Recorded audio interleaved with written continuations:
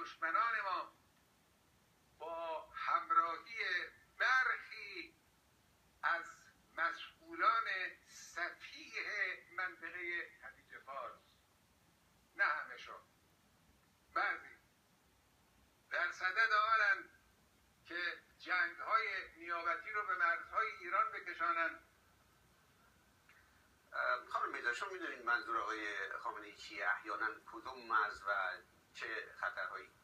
این هفته ما شنیدیم که دولت سوریه در خطر، ادامه حکومت بشار اسد در خطره و در همین هفته رمادی از دست رفت. درسته؟ در چنین شرایطی خب به نوعی میشه گفت که جنگ ها به مرز ایران خیلی نزدیک شده و مسئله مشکل سیاسی داره جمهوری اسلامی در ادامه این درگیریش با ایالات متحده که بخشش هم مسئله هست دیگه، بخشش مسئله منطقه‌ای. این مسئله سیاسی در اینه که دوست امریکا حساب نشده، نمیشه و نخواهد شد.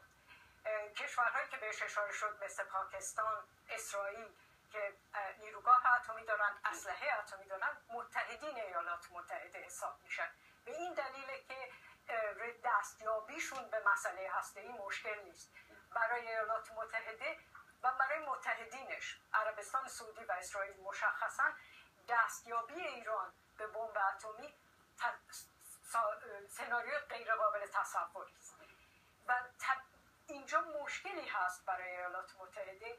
مشکلش اینه که از یک طرف متحد اصلیش که عربستان سعودی باشه همچنان هدف اصلیش سرنگون کردن دولت اسد و در نهایت بی اعتنا بودن به تضعیف دولت در بغداد و این رو واضح میبینیم. برای ایالات متحده در دراز مدت این راه حل نیست، نمیتونه باشه.